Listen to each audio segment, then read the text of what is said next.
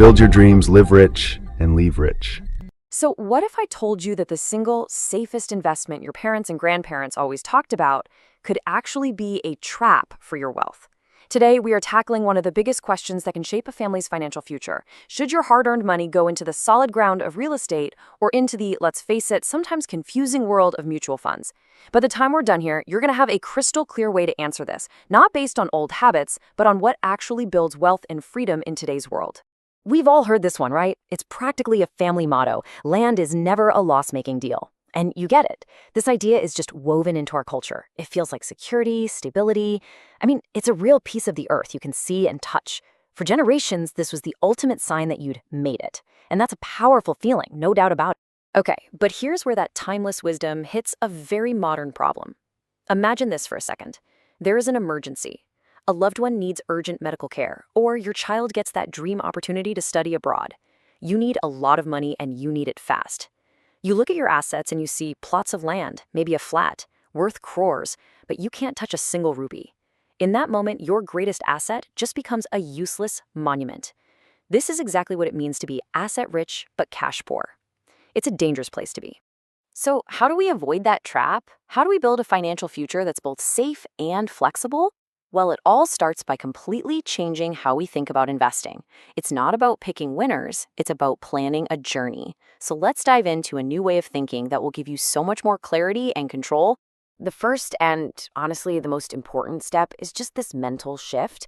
Investing is not a sport. It's not about trying to outsmart the market. It's simply a tool to get you from point A, where you are today, to point B, where you want to be. So before you even think about what to invest in, you have to decide on your destinations. What are they? A comfortable retirement in 20 years? Your daughter's wedding in 15? A world tour in 10? Those are your destinations. Everything else is just about finding the best way to get there. All right, now for the fun part. Once you know where you're going, we can figure out the right vehicle to take you there. I mean, you wouldn't take a bicycle on a trip across the country, right? And you wouldn't take a giant freight train just to go to the local market. Every financial product is a vehicle, and each one is designed for a very specific kind of journey.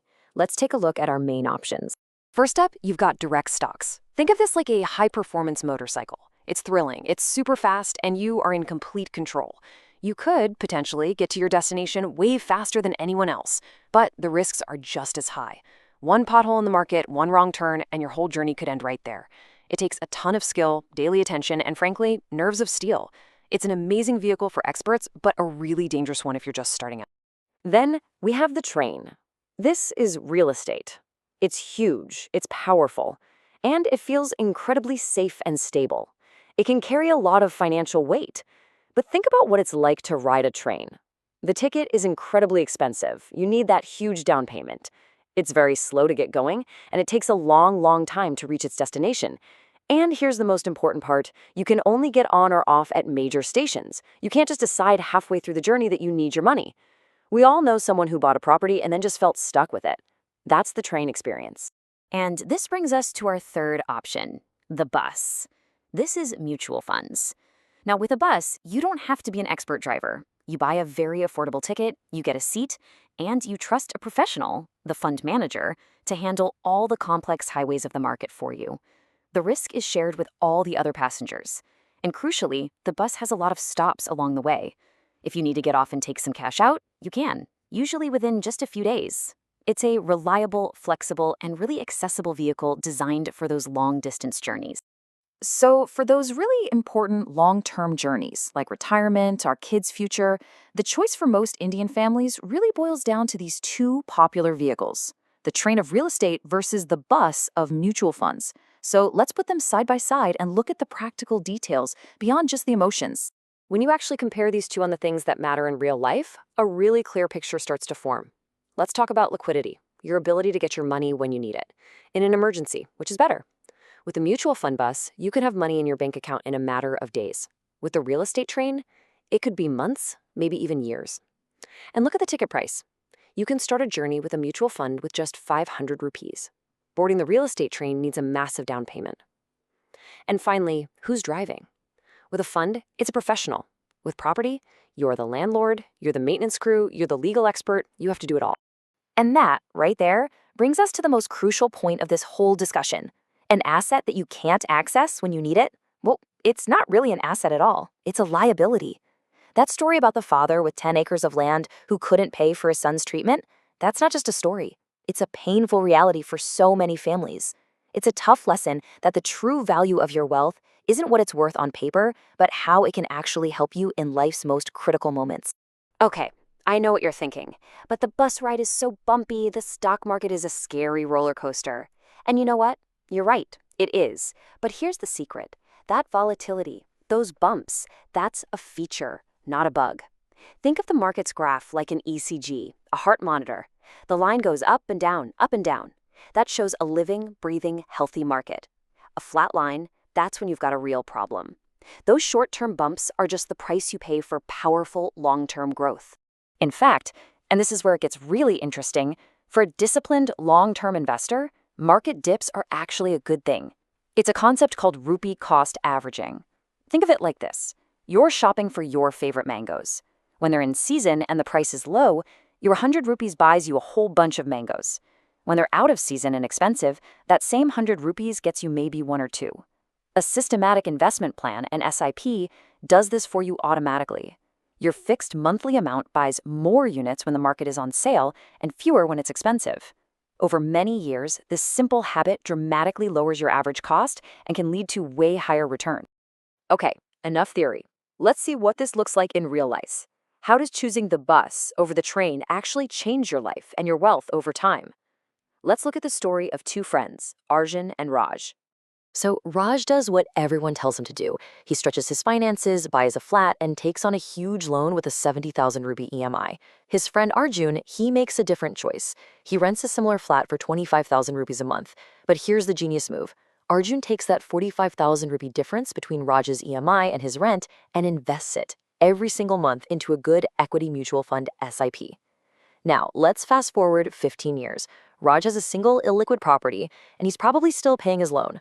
Arjun, on the other hand, has built a massive portfolio that, thanks to the magic of compounding, is not only worth way more than Raj's flat, but it's also completely liquid. He has more wealth and a lot more freedom. And you know who this problem hits even harder? Non-resident Indians. It's pretty staggering. But our sources show that often, 95% of an NRI's net worth in India is just locked up in real estate. I get it, it's an emotional tie to home, but financially, it can be a nightmare. You've got the headache of managing tenants from thousands of miles away, the crazy legal and tax issues when you try to sell, and then the huge challenge of passing a physical property down to kids who might not even live in India. If you're an NRI, you really need to think about this. Okay, we've covered a lot of ground, but the goal here is to take action. So how do you actually use this in your own life? I'm going to give you a super simple 3-step action plan. If you do just these 3 things, I promise you, you will be on a better financial path than 90% of the people around you. Step 1, define your destinations. Seriously, grab a piece of paper and write down your top 3 financial goals. Be specific. Retirement, child's education, buy a car. And next to each one, write down the timeline. How many years away is it? Step 2, choose your vehicle.